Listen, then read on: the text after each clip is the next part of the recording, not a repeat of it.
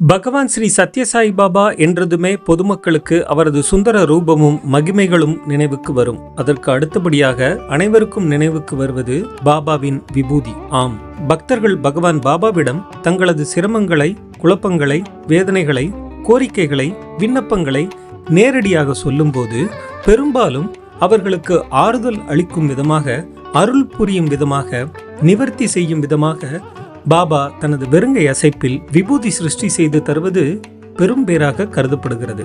இதை குறித்து 1961 பேராசிரியர் கஸ்தூரி அவர்கள் குறிப்பிடும்போது, நாள் ஒன்றுக்கு சராசரியாக 1 பவுண்ட் எடையளவு விபூதி சிருஷ்டி செய்யும் பாபா அதுவரை, அதாவது 1961 வரை சுமார் 4000 கிலோ விபூதி அவரது கரத்தில் இருந்தே உற்பத்தி ஆகியுள்ளது என்று சத்யம் சிவம் சுந்தரம் என்ற புத்தகத்தில் குறிப்பிட்டுள்ளார். அந்த ரீதியில் கணக்கிட்டால் அவரது ஸ்தூல சரீரம் 2011 மறையும் வரை எத்தனை டன் விபூதி சிருஷ்டிக்கப்பட்டது என்பதை பாபாவே அறிவார்.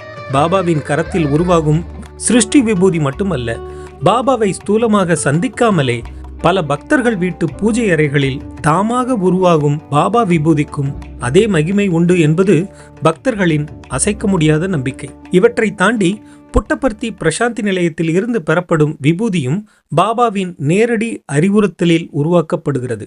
இன்றளவும் பாபா சொல்லித்தந்த உற்பத்தி முறை, வாசனை திரவிய கலவை முறைகள், ஏன் அவர் கொடுத்த அதே கரண்டியை உபயோகித்துதான் இன்றும் விபூதி தயாரிப்பு நடைபெறுகிறது. நம்பிக்கையுடன் பெறுபவர்களுக்கு அதே மகிமையை வெளிப்படுத்துகிறது.